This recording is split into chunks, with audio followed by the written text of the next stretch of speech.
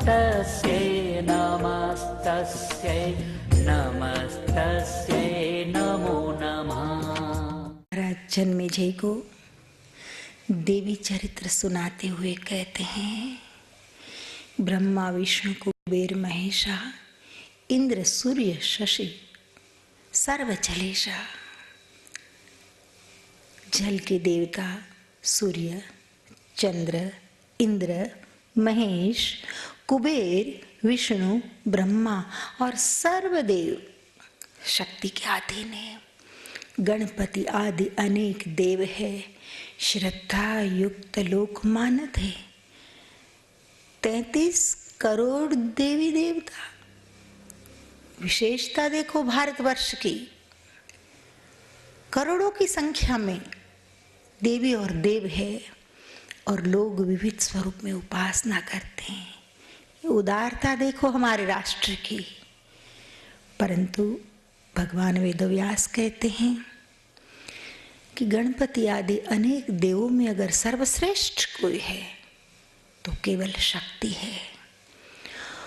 को उसे ब्रह्म कहते हैं, कोई कहते हैं कि सर्वरूप में वह है इसलिए जर्रे जर्रे से प्यार करो।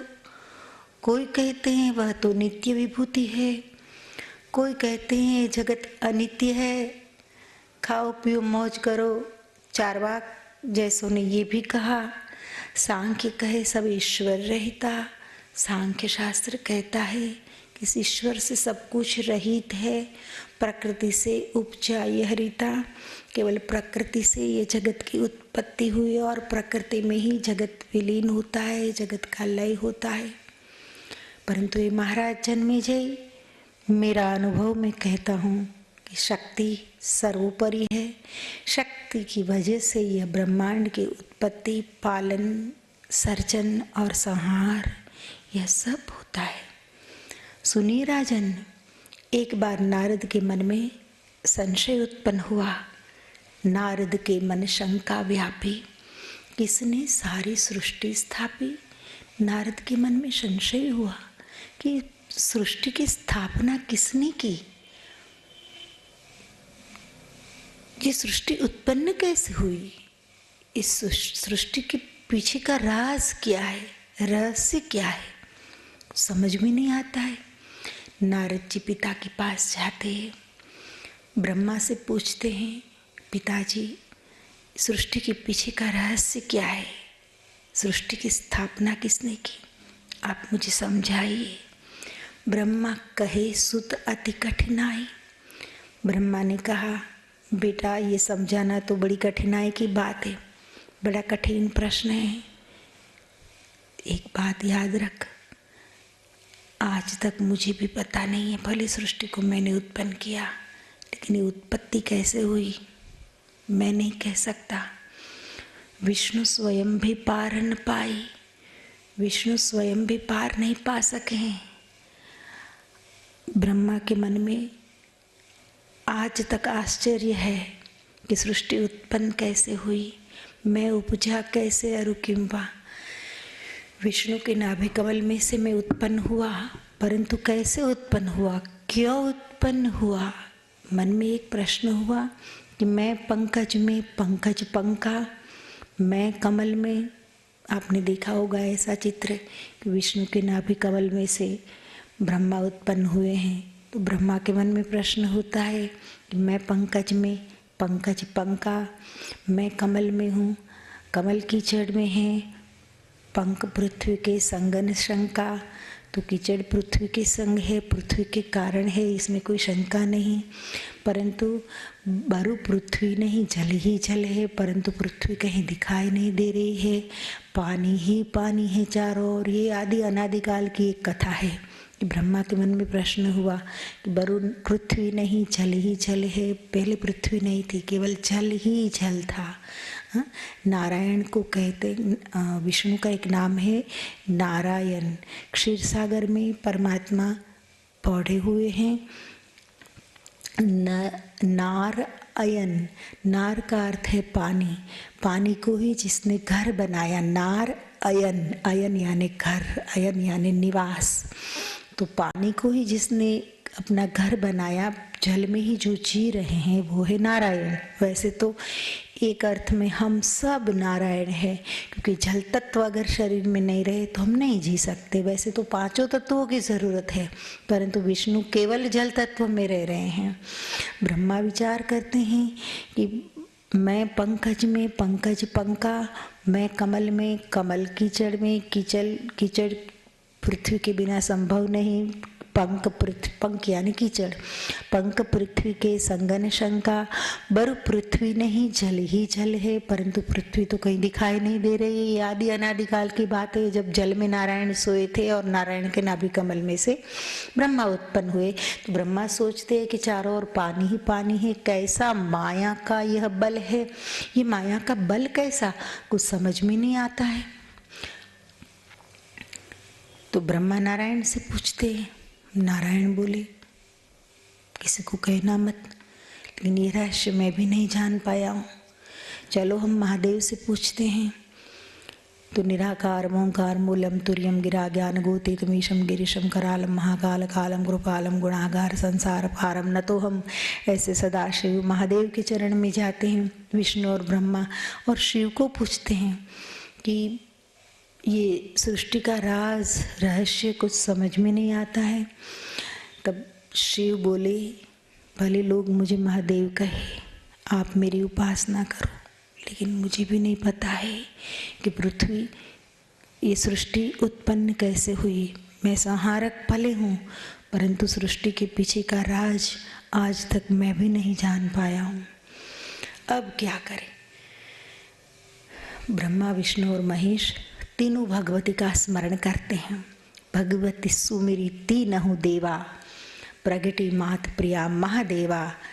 सदाशिव को जो सदा सदा के लिए प्रिय है, ऐसी जगदम्बा तीनों देवों की प्रार्थना से प्रकट होती है।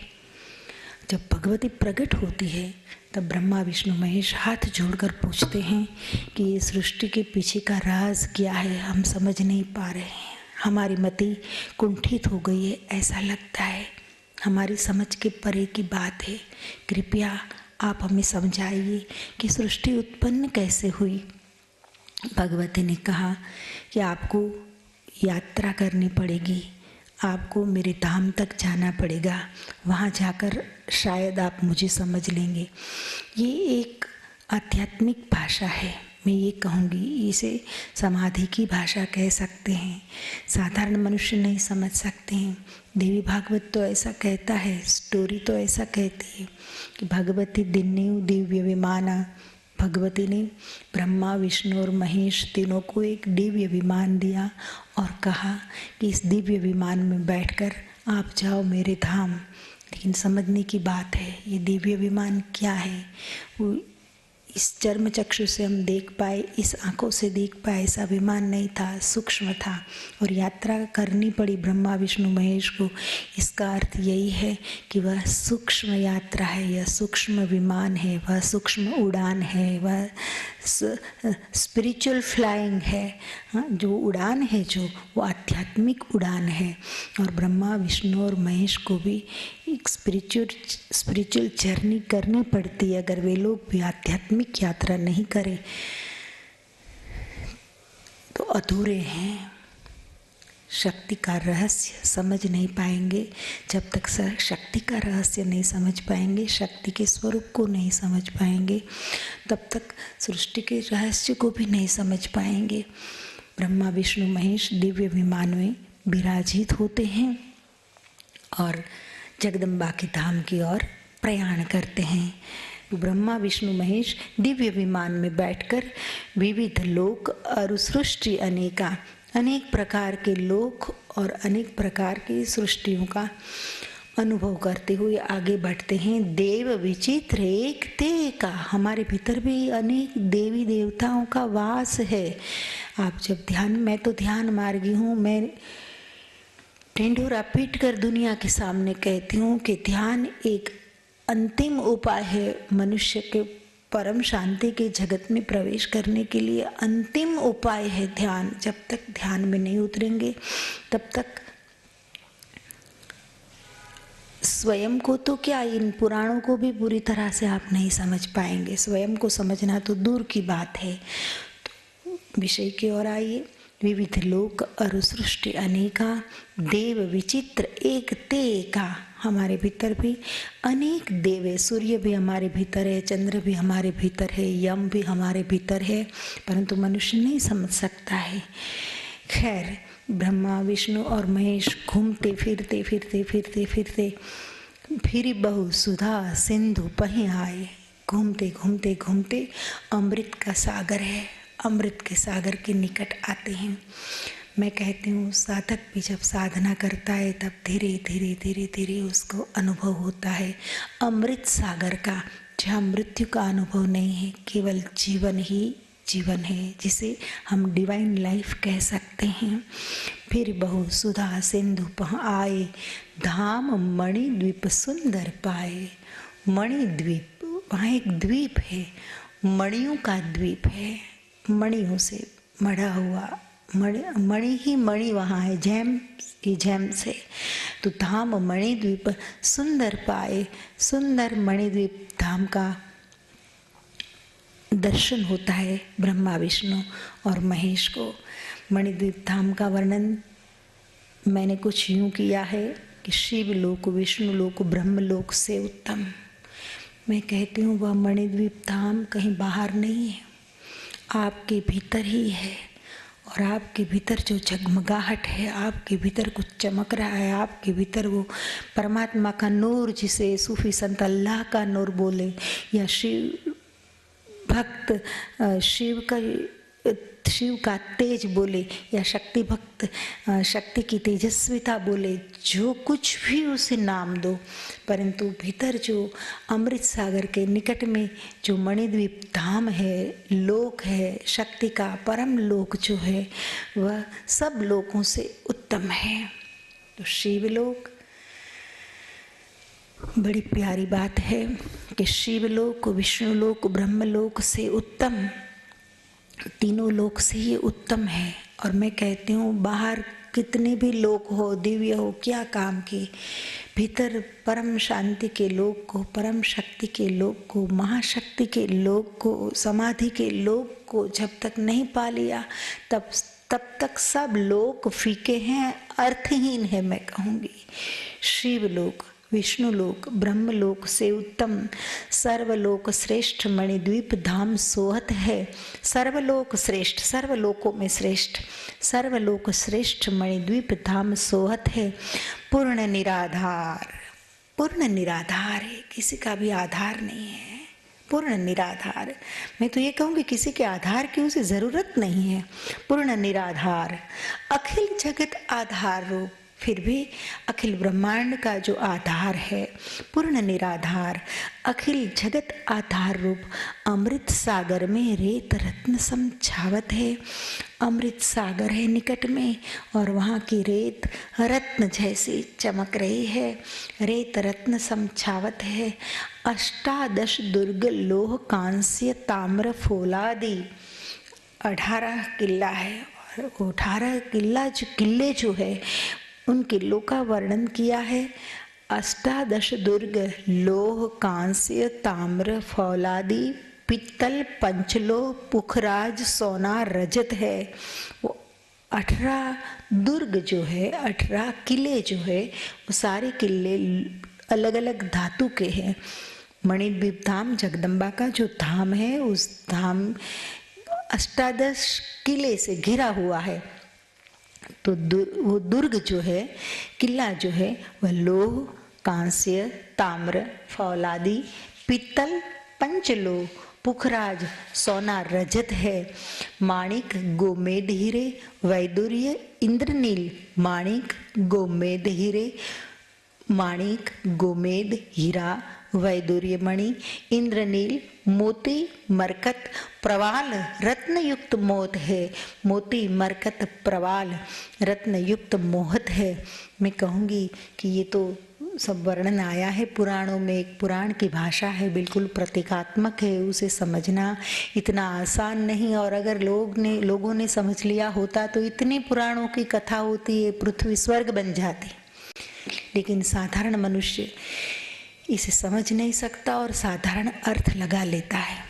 माताओं, भाइयों, साधकों, मैं कहूँगी कि हमारे भीतर ही ये 18 किले हैं।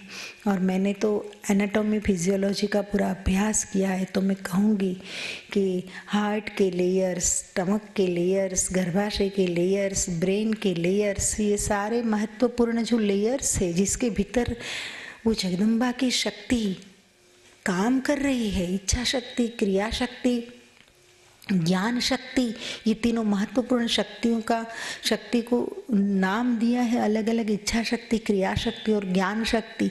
तो भीतर के जो वाइटल ऑर्गन्स है उसके जितने भी महत्वपूर्ण लेयर्स है वो 18 किले के तुल्य है, मुझे तो यही लगता है। और उन किलों के भीतर ये सब परमात्मा की शक्ति, ईश्वर की, जगदम्बा की, जो कुछ नाम दो, स्पंदित हो रही है और उसकी वजह से हमारा जीवन संभव है। और इसी कारण यह पूरी सृष्टि धबक रही है, सुंदर दिख रही है, जिंदा दिख रही है। तो माणिक, गोमेद, हीरे, वैदुर्य, इंद्रनील, मोती, मरकत, प्रवाल, रत्नयुक्त मोहत है। मोती, मरकत, प्रवाल, रत्नयुक्त मोहत है। विविध ऋतु, विविध ऋतु है कहाँ? मणिद्वीप धाम में। तो मैं कहती हूँ यहाँ भी हमारे जीवन में भी विविध ऋतु नहीं आती है। बचपन, फिर जवानी, ऋतुराज वसंत जैसी, फिर जवानी और बाद में बुढ़ापा। तो ये भी ये भिन्न भिन्न ऋतु है। मैं तो कहती हूँ पूरा शरीर विज्ञान और अध्यात्म एक दूसरे से जुड़ा हुआ है। अगर शरीर विज्ञान और अध्यात्म को दोनों को परस्पर के पूरक मानकर आपने सूक्ष्म रूप से साधना के द्वारा उसका अनुभव कर लिया तो पुराणों की भाषा बहुत जल्दी समझ में आ जाएगी।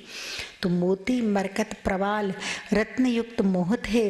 विविध ऋतु, विविध ऋतु में फल फूल सुख सहज बहु। शरीर के भी सुख अलग अलग है, बचपन का सुख अलग है, जवानी का सुख अलग है। और अगर ज्ञान है तो बुढ़ापा में अगर आदमी रियलाइज कर ले, खुद को समझ ले, तो उसका भी एक आनंद है, पतझड़ का भी एक आनंद है। लेकिन मनुष्य समझता कहाँ है? विविध ऋतु में फल फूल सुख साज बहु। भिन्न भिन्न उपवन, भिन्न भिन्न उपवन यानी बगीचे हैं। तो ये इंद्रियां बगीचे के समान ही तो है ना। विविध ऋतु में फल फूल सुख साज बहु। भिन्न भिन्न उपवन, भिन्न भिन्न उपवन। पशु पंछी सर तरुवर है। भिन्न भिन्न उपवन, पशु पंछी सर तरुवर है। विविध अधिपति, विविध अधिपति है। मैं कहती हूँ शरीर में भी विविध अधिपति है। हाँ, घ्राणेन्द्रिय के देव अलग है, कर्णेन्द्रिय के देव अलग है, नेत्र के देव अलग है। तो भिन्न भिन्न उपवन, पशु पंछी सर तरुवर है। विविध अधिपति, शक्तियाँ विविध अरु अधिपति भिन्न भिन्न है। अलग अलग किले में ऐसे ही यहाँ भी अलग अलग शरीर की जो इंद्रियां हैं, उपवन है, बगीचे हैं, उसके अधिपति देव भी अलग अलग हैं। विविध अधिपति, शक्तियां विविध अरु, सिद्धियां विविध बहु। लक्ष्मियां भी सुंदर है, सिद्धियां विविध बहु, लक्ष्मियां भी सुंदर है। हमारे पास भी काफ़ी सिद्धियां हैं, मनुष्य के पास काफ़ी सिद्धियां हैं और लक्ष्मी भी अलग अलग प्रकार के, केवल कैश के रूप में, करेंसी के रूप में लक्ष्मी को नहीं समझते हैं। आपके पास जो कुछ भी अच्छा है वह सब आपकी लक्ष्मी है। तो सिद्धियां विविध बहु, लक्ष्मियां भी सुंदर है। सहस्त्रगण रक्षित, सहस्त्रगण रक्षित, हजारों गणों से रक्षित है जगदम्बा का धाम। तो यह शरीर भी करोड़ों सेल्स के द्वारा रक्षित है। मैं कहती हूँ सहस्त्रगण रक्षित, सहस्त्रगण रक्षित। विविध दिक्पाल सोए। हाँ, दिक्पाल, ज्ञानेन्द्रियों को हम दिक्पाल कह सकते हैं, कर्मेंद्रियों को बगीचे कह सकते हैं। सहस्त्रगण रक्षित, विविध दिक्पाल सोए। 64 कला शक्ति 32 ते दर पर है। उस जगदम्बा के द्वार पर जो हमारे भीतर स्पंदन शक्ति बैठी है, उसके द्वार पर 64 कला शक्ति 32, 64 कला। तो मनुष्य में ही कलाएं हैं सारी, नाचना, गाना, चित्र बनाना, कविता लिखना, कितनी सारी शक्तियाँ हैं मनुष्य के पास। वो कला कहीं बाहर नहीं है, कोई काल्पनिक लोक है और वहाँ कला, ऐसा नहीं, हमारे भीतर ही सब कुछ है। आप सोचना कि सहस्रगण रक्षित विविध दिक्पाल सोए, 64 कला शक्ति 32 ते दर पर है, 32 शक्तियां और 64 कलाएं द्वार पर है। अष्ट परिचारिका, 8 परिचारिका, अष्टमात 16 देवी, 8 शक्तियां और है और 16 देवियां हैं।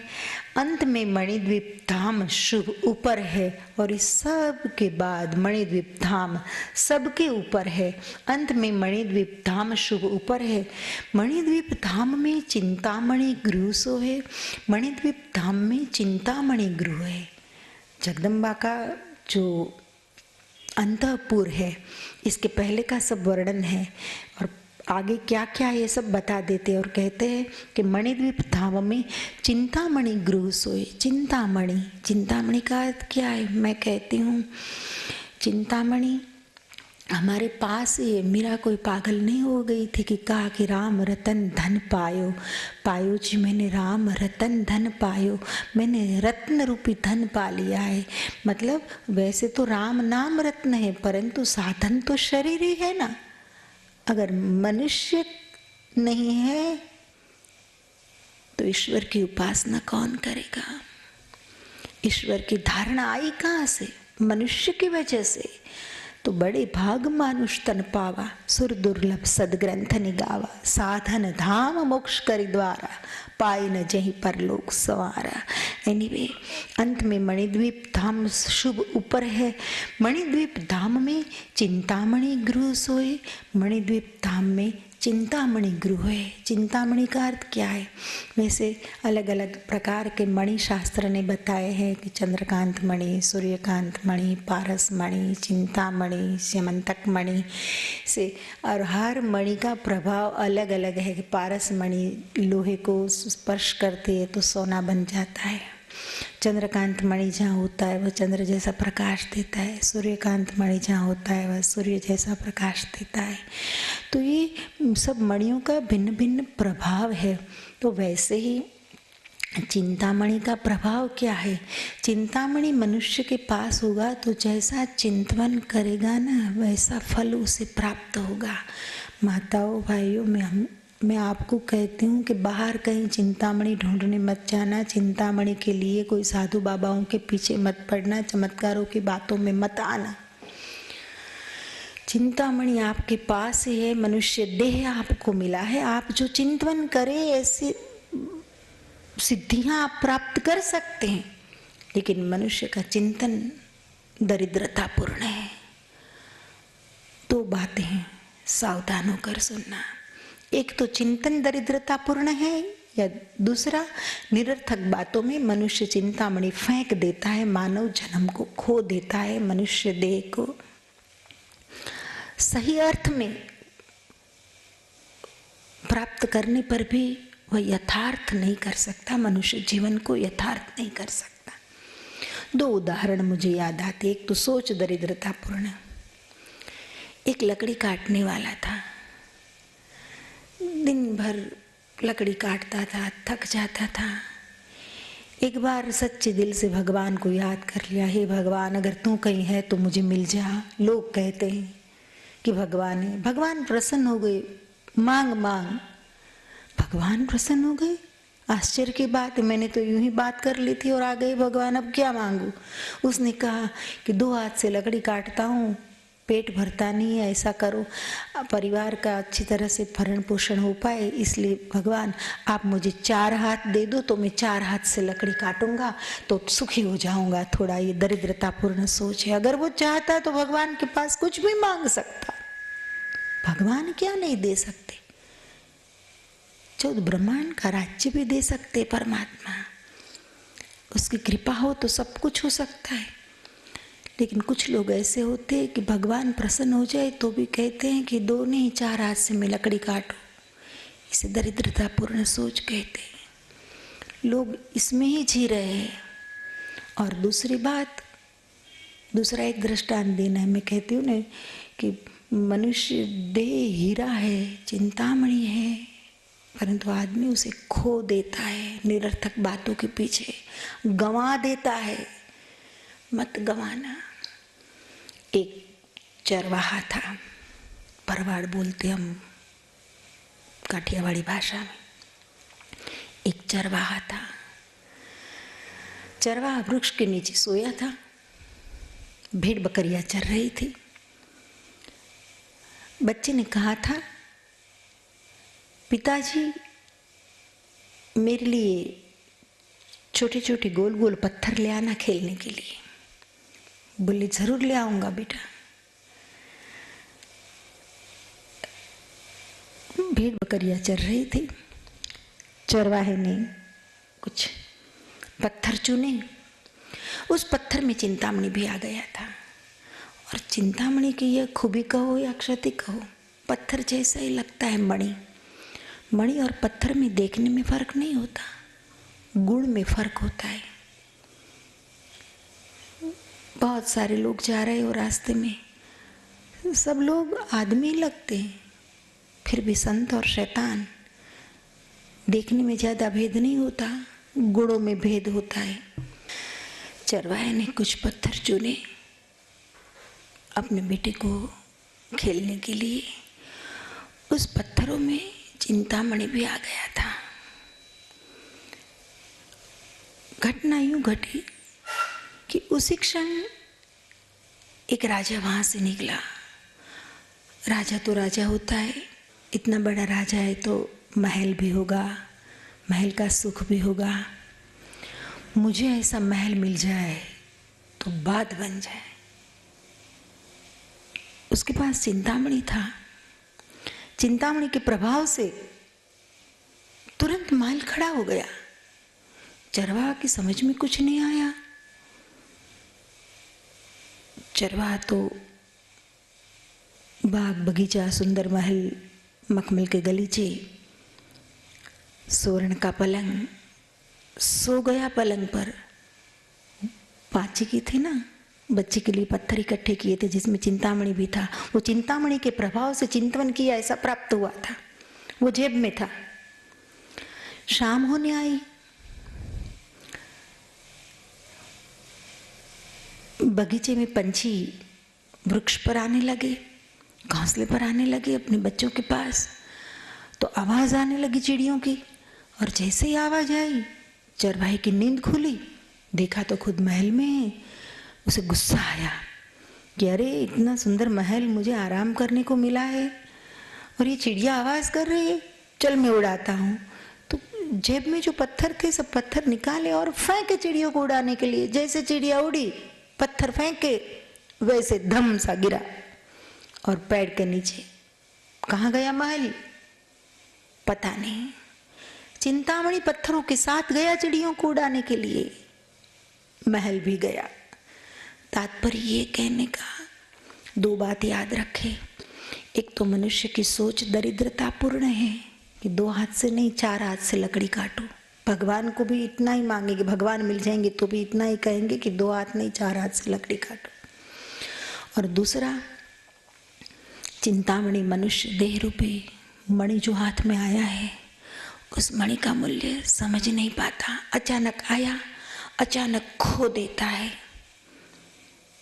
मैं कई बार कहती हूँ, एक भजन में कहीं लिखा है, जीवन बीत गया भजन बिने, जीवन बीत गया,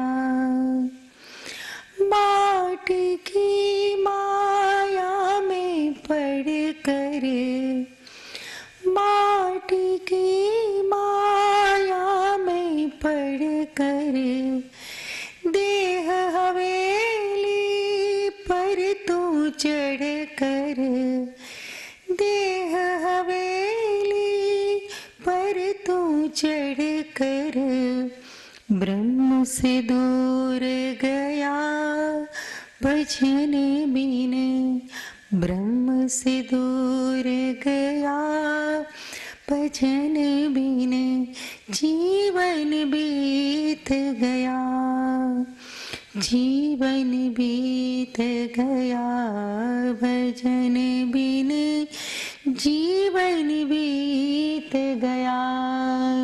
184 फिर कर आया, अंत में तूने हीरा पाया,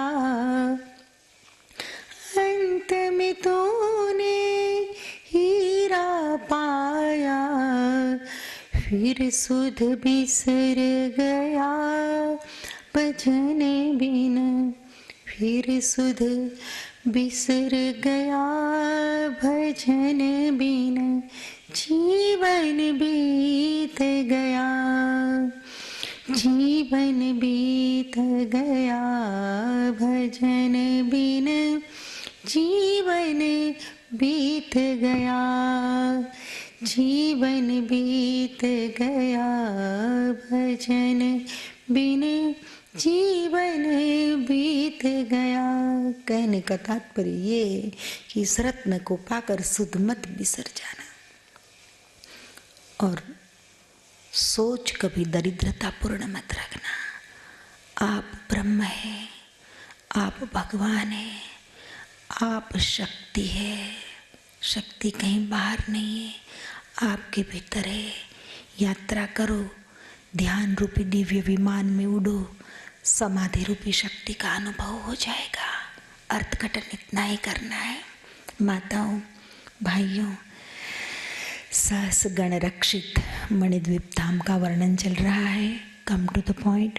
सहस्र गण रक्षित विविध दिक्पाल सोहे, सहस्र गण रक्षित विविध दिक्पाल सोहे, 64 कला शक्ति 32 ते दर पर है। अष्ट परिचारिका अष्टमात 16 देवी, अंत में मणिद्वीप धाम शुभ ऊपर है, अंत में मणिद्वीप धाम शुभ ऊपर है। मणिद्वीप धाम में चिंतामणि गृह सोहे, यह चिंतामणि है मनुष्य जीवन। मणिद्वीप धाम में चिंतामणि गृह सोहे।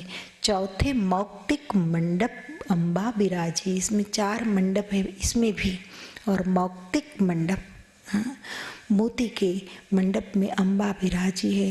ये चौथा मंडप जो है ना, वो मैं कहूँगी चौथा चक्र है, अनाहत चक्र, हृदय, जहाँ अम्बा विराजित है। चौथे मौक्तिक मंडप अम्बा विराजी है।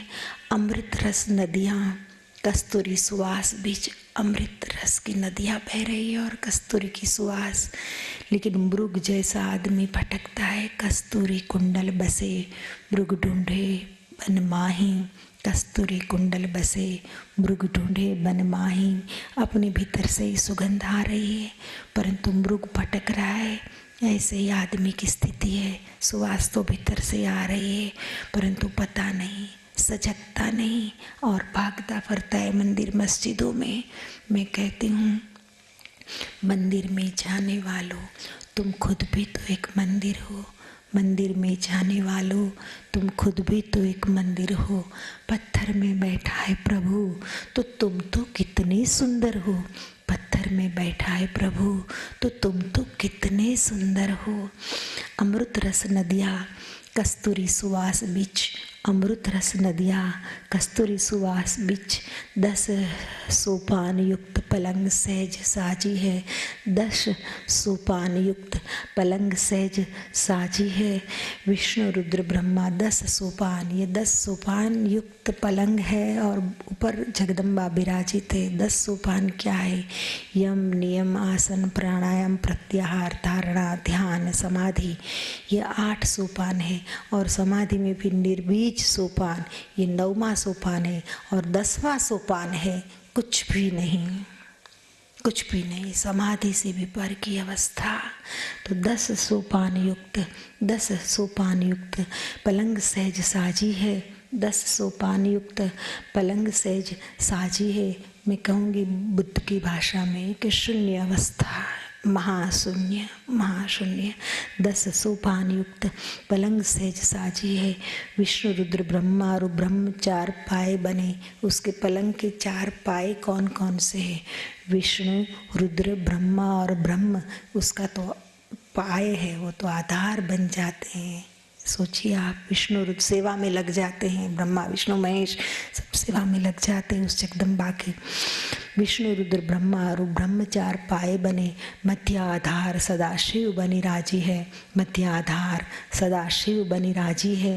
पंचमुख ऐसे गुणयुक्त दिव्य सहज शोभित माँ, ऐसे गुणयुक्त दिव्य सहज अति शोभित माँ, पंचमुख त्रक्ष अर्ध नारीश्वर माँ जी है। पंचमुख, 5 मुख है, पंचमुख, त्रयक्ष, 3 नेत्र है जगदम्बा के, 2 चर्म चक्षु, 1 ज्ञान चक्षु, पंचमुख त्रयक्ष अर्धनारीश्वर माँ जी है। परम सत्य बताया है यहाँ, सनातन सत्य। मैं कहती हूँ केवल कोई मणिद्वीप धाम में एक ही जगदम्बा है, वह अर्धनारीश्वर नहीं है। हर मनुष्य अर्धनारीश्वर है। कुछ अंश माँ की ओर से मिले हमको, कुछ पिता की ओर से मिले, और माता और पिता के अंशों से मिलकर ये हमारा शरीर बनाए। तो कुछ पौरुषत्व है और कुछ नारीत्व है। प्रत्येक मनुष्य में पौरुषत्व के प्रतिशत ज़्यादा होते, वह नर देह बनता है, और नारीत्व के गुण ज़्यादा होते, वह नारी शरीर पाता है। परंतु प्रत्येक व्यक्ति अर्धनारीश्वर है। ऐसे गुणयुक्त दिव्य सेज अति शोभित माँ, पंचमुख त्रक्ष अर्धनारीश्वर माँ जी है। कोटि सूर्य तेज सम, वो शक्ति का तेज कैसा है? करोड़ों सूर्य से भी ज्यादा। कोटि सूर्य तेज सम, अभय वर मुद्रा में, कोटि सूर्य तेज सम, अभय, एक हाथ से अभय मुद्रा है और दूसरे हाथ से वरदान दे रही है। तो कोटि सूर्य तेज सम, अभय वर मुद्रा में, परशु हिरण हस्त नर रूप शोभत है। नर का स्वरूप जो है, जो नारी का स्वरूप था, उसमें अभय वरदान और मुद्रा, अभय और वरदान मुद्रा, 2 मुद्रा है। और जो परशु हिरण हस्त नर रूप शोभत है, जो नर स्वरूप है माँ का, अतः पुरुष का जो स्वरूप है, उसमें परशु हिरण 2 एक हाथ में है और दूसरे हाथ में नारी रूप रक्तवस्त्र चतुर्हस्त वरपाश, और जो नारी स्वरूप है आधा, वो उसके 4 हाथ में चतुर्हस्त वरपाश, एक वरदान मुद्रा है, एक हाथ में पाश है, एक हाथ में अंकुश है और एक हाथ से अभय मुद्रा है। परशु हिरण हस्त नर रूप शोभत है। नारी रूप रक्त वस्त्र, नारी रूप रक्त वस्त्र, नारी रूप रक्त वस्त्र में है, और एक हाथ में पाश है, एक हाथ में वर मुद्रा है, एक हाथ में अंकुश है और एक हाथ से अभय वरदान दे रही है। प्रेममयी, ज्ञानमयी, ध्यानमयी अंबिका। वो अंबिका कैसी है कि प्रेममयी, ज्ञानमयी, ध्यानमयी। मैं बार बार कहती हूँ कि वो स्वयं समाधि स्वरूपिणी है। प्रेममयी, ज्ञानमयी, ध्यानमयी अंबिका, करती ज्ञानोपदेश देवन संग सोहत है। करती ज्ञानोपदेश देवन संग सोहत है। देवताओं के संग बैठे है और ज्ञानोपदेश कर रही है। संबोधि रूपा, संबोधि जी यहाँ शब्द है देवी भागवत में, और इसी शब्द का प्रयोग बाद में किया है भगवान बुद्ध ने कि संबोधि रूपा जग रक्षा हित मंत्रणा। वो संबोधिनी स्वरूपा क्या मंत्रणा कर रही है? जगत की रक्षा के हित में। ये शरीर एक जगत है और इसकी रक्षा कर रही है। भीतर जो शक्ति बैठी है वो, और दूसरे अर्थ में कहे कि अंतरिक्ष में जो निर्गुण शक्ति है, ये पूरे ब्रह्मांड की रक्षा की चिंता कर रही है और मंत्रणा कर रही है। चिंता नहीं, चिंतन कर रही है, मंत्रणा कर रही है। संबोधि रूपा जग रक्षा हित मंत्रणा करती है। मंत्रिणी के संग मन मोहत है, और मंत्रिणियाँ हैं और मंत्रिणियों के साथ जगत की रक्षा के संदर्भ में मंत्रणा कर रही है। इच्छा क्रिया ज्ञान शक्ति युक्त मात अंबिका। वो अंबिका कैसे शोभित है, उसका स्वरूप कैसा है? तो कि इच्छा क्रिया ज्ञान शक्ति। इच्छा शक्ति है वह क्रिया शक्ति है, वह ज्ञान शक्ति है। वो 3 शक्ति से ही जगत का संचालन हो रहा है। इच्छा शक्ति, क्रिया शक्ति और ज्ञान शक्ति। तो इच्छा क्रिया ज्ञान शक्ति युक्त मात अंबिका लज्जा तुष्टि पुष्टि कीर्ति कांति संग शोभत है। लज्जा तुष्टि पुष्टि कीर्ति और कांति, कांति यानी प्रकाश, कांति संग शोभत है। लज्जा तुष्टि पुष्टि कीर्ति कांति संग शोभत है। क्षमा दया बुद्धि मेधा। और कौन कौन है? क्षमा दया बुद्धि मेधा स्मृति अरु लक्ष्मी संग। क्षमा दया बुद्धि मेधा स्मृति अरु लक्ष्मी संग। जया विजया अजिता अपराजिता छावत है। अन्य देवियों का वर्णन है और उन देवियों का विविध स्वरूप और उस स्वरूप के जो नाम दिए हमारे ऋषि मुनियों ने, तो मैं कहती हूँ ये क्षमा दया बुद्धि मेधा स्मृति लक्ष्मी ये कहीं बाहर नहीं है, हमारे भीतर ही है। अगर आप समझने की कोशिश करें या समझ सके मेरी बात, तो क्षमा दया बुद्धि मेधा स्मृति अरु लक्ष्मी संग। जया विजया अजिता अपराजिता छावत है। नित्या विलासिनी दिग्ध्री अघोरारु। नित्या विलासिनी दिग्ध्री अघोरारु। मंगला शक्ति सिद्धि निधि सेवा लोभत है। तो कुछ शक्तियाँ आसपास में हैं और कुछ शक्तियाँ बाहर निकाल रही है। जगदम्बा स्वयं उसके शरीर में से बाहर आ रही है। उन शक्तियों का नाम क्या है कि दिग्ध्री अघोरा ये सब बाहर आ रही है। तो मैं कहती हूँ कि कुछ चीज़ें लगातार भीतर बैठी हुई जगदम्बा भीतर ले रही है और कुछ शक्तियाँ बाहर फेंक रही है। वैज्ञानिक ढंग से भी आप समझने की कोशिश करें तो समझ सकते हैं कि कुछ चीज़ें हमारे शरीर में से बाहर आ रही है लगातार और कुछ अंदर जा रही है। तो नित्या विलासिनी दिग्ध्री अघोरारु मंगल आदि शक्ति सिद्धि निधि सेवा लोभत है। सिद्धि और निधि उस जगदम्बा की सेवा में है। ऐसी दिव्य अम्बा के मर्म को जो पाए लेवे, ऐसी दिव्य अम्बा के मर्म को जो पा लेता है, ऐसी दिव्य अम्बा के मर्म को जो पाए लेवे, मोहिनी वो साधक मणि द्वीप धाम पावत है। मोहिनी मेरी परम पवित्र जननी मुझे मोहिनी कर कह के पुकारा करती थी, पेट नेम है। तो ऐसी दिव्य अम्बा के मर्म को जो पाए लेवे, तो उसी नाम से मैंने सारे पुराण शास्त्र गज़ल गीत गरबे सब लिखा है। ऐसी दिव्य अम्बा के मर्म को जो पाए लेवे, मोहिनी वो साधक मणिद्वीप धाम पावत है। जो ऐसी दिव्य अम्बा उसके मर्म को जो समझ लेता है, उस शक्ति के मर्म को जो समझ लेता है, जो संबोधिनी स्वरूपिणी है, उसके रहस्य को जो जान लेता है, वही साधक मणिद्वीप धाम को पा सकता है। जो जान नहीं सकता वो पा नहीं सकता। बड़ा प्यारा वर्णन है। और बाद में जगदम्बा का दरबार का वर्णन करते हुए वेदव्यास ने जो लिखा है वो लंबा बहुत है, संस्कृत श्लोकों में है, संस्कृत भाषा क्लिष्ट है, आज जल्दी लोगों की समझ में नहीं आती है। परंतु मैंने चौपाइयों में देवी भागवत पुराण लिखने की कोशिश की है। उस देवी भागवत में से कुछ अंश मैं आपको इस चैत्री नवरात्रि के दौरान देने का प्रयास कर रही हूँ। तो जगदम्बा के दरबार का वर्णन करते हुए लिखा है मैंने, दिव्य भुवन है दिव्य पलंगा, दिव्य सेविका सखियन संगा। दिव्य भुवन है, दिव्य है। दिव्य का अर्थ क्या? डिवाइन। डिवाइन अर्थात इस आँखों से जिसे देख नहीं सकते, इस वाणी से जिसका पूरा वर्णन नहीं हो सकता, दिव्य का अनुभव केवल दिव्य की तरह ही हो सकता है।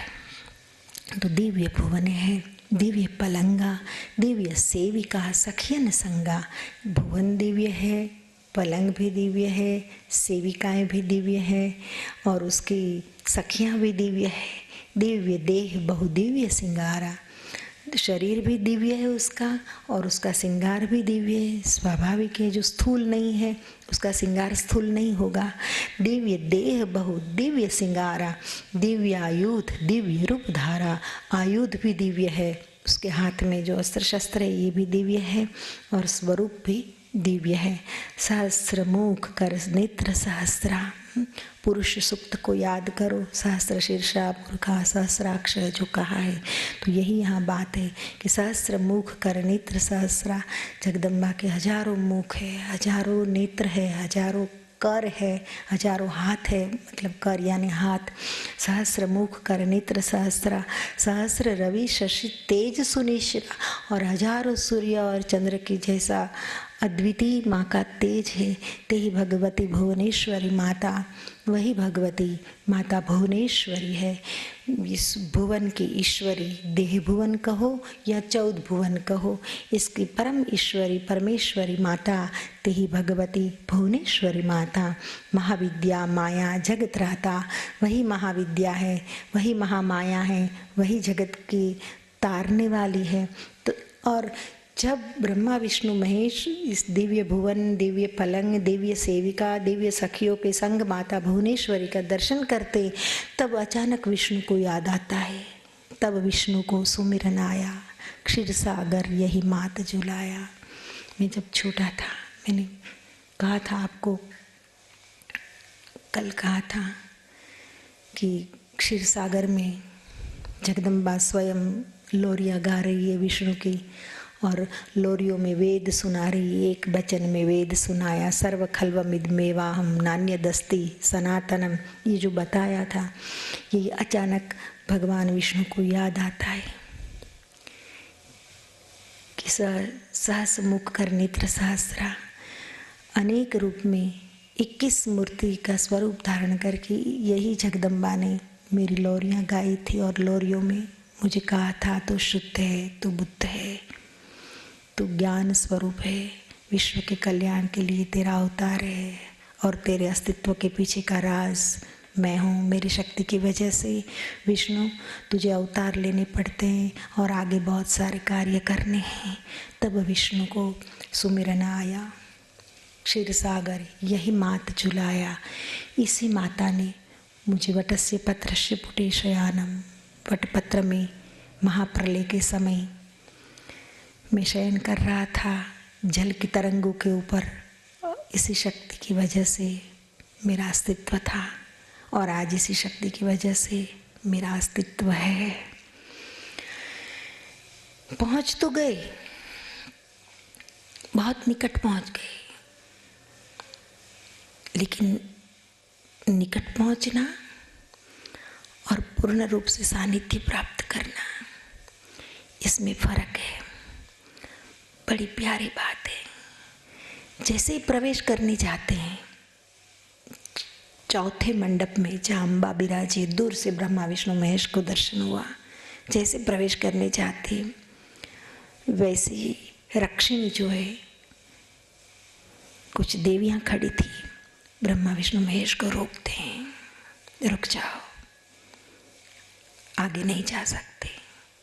बोले हम ब्रह्मा विष्णु महेश है, हम क्यों नहीं जा सकते? बोले नहीं, जगदम्बा के दरबार का एक नियम है, आपको अगर प्रवेश करना है तो आपको नर में से नारी रूप लेना पड़ेगा, नर स्वरूप में आप नहीं जा पाएंगे। ब्रह्मा विष्णु महेश को आश्चर्य हुआ, अब क्या करें? कोई बात नहीं, नर में से नारी स्वरूप लेने के लिए तीनों तैयार हो गए। समझने की बात है, अगर शक्ति को गुरु करना है, शक्ति से बोध लेना है, शक्ति के सानिध्य में जाना है, शक्ति के सानिध्य में रहना है, शक्ति के आशीर्वाद को प्राप्त करना है, तो नर के अहंकार को भस्मीभूत कर देना पड़ता है। साधारण मनुष्य ये नहीं कर सकता।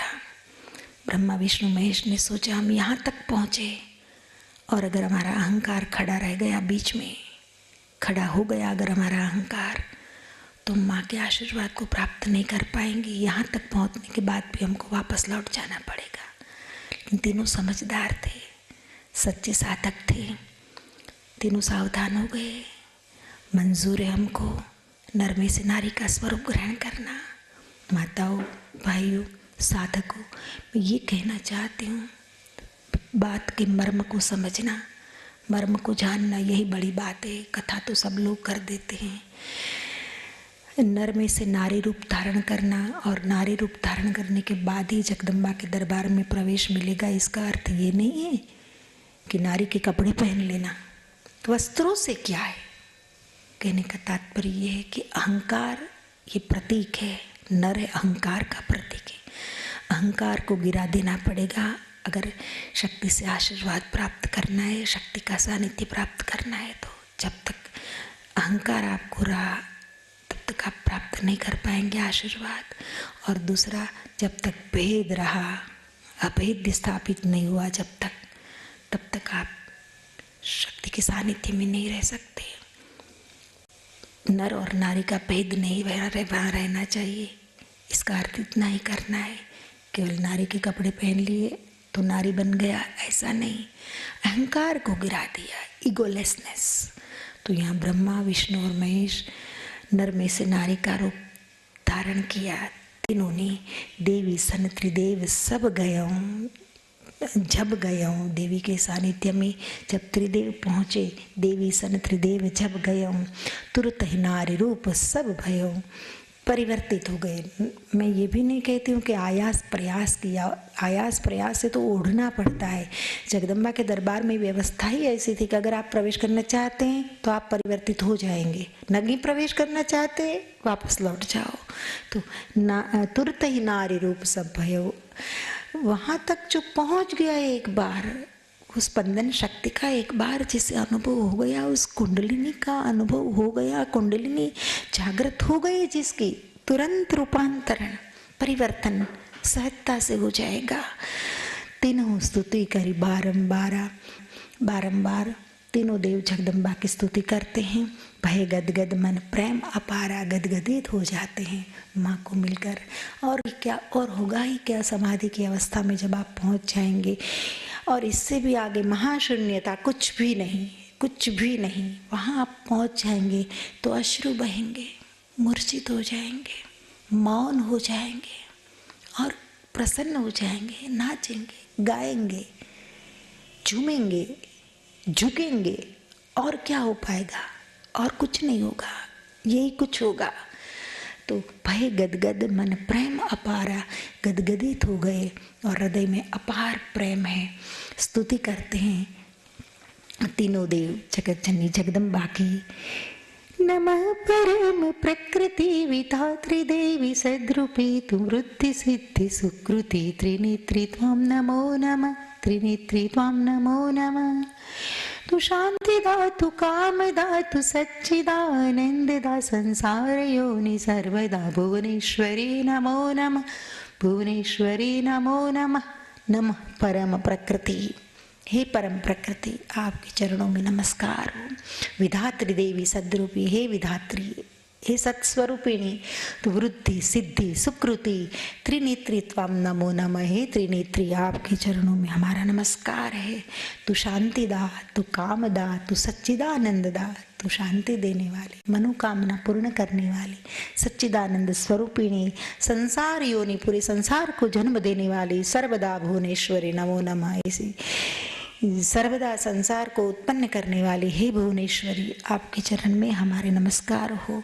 तू पंचभूत रचयिता समस्त सृष्टि पालिता, तू पंचभूत रचयिता समस्त सृष्टि पालिता, तटस्थ कुटस्था महा भगवती नमो नमः, तटस्थ कुटस्था महा भगवती नमो नमः। हे पंचभूत रचयिता, अग्नि वायु पृथ्वी जल आकाश सबको उत्पन्न करने वाली, समस्त सृष्टि पालिता समग्र सृष्टि का पालन करने वाली, महातटस्थ और कुटस्थ महाभगवती आपको हमारे नमस्कार हो। सनातनी महामनी तू ज्ञानी ध्यानी अमनी मन के पार, ऐसी अवस्था में तू रह रही माँ। सनातनी महामनी तू ज्ञानी ध्यानी अमनी मतलब परम योगिनी की अवस्था है, मन के पार की अवस्था में जो जी रही है। सनातनी महामनी तू ज्ञानी ध्यानी अमनी तेजस्विनी तपस्विनी हरीश्वरी नमो नमः, तेजस्विनी तपस्विनी हरीश्वरी नमो नमः। तू प्रेम रूप दर्शिनी, तू भक्त प्रिय दर्शनी, भक्त का हमेशा कल्याण करने वाली, तेजस्विनी तपस्विनी हरेश्वरी, हर की ईश्वरी मतलब पार्वती, तेजस्विनी तपस्विनी हरेश्वरी नमो नमः। तू प्रेम रूप दर्शिनी, तू भक्त प्रिय दर्शिनी, तू कर चरण सरोजिनी, आपके हाथ और पैर तो कमल जैसे सुंदर है, अद्भुत है। मतलब कमल एक, यह भी एक योगी और योगिनी के लिए उपमा के लिए परम श्रेष्ठ प्रतीक है। कमल कहते हैं जल कमलवत, पानी में रहता है परंतु पानी उसे स्पर्श नहीं करता। ऐसे ही माँ आप संसार में रहती भी है और संसार के पार भी है, सनातनी, और संसार के पर भी है, संसार आपको स्पर्श नहीं कर सकता।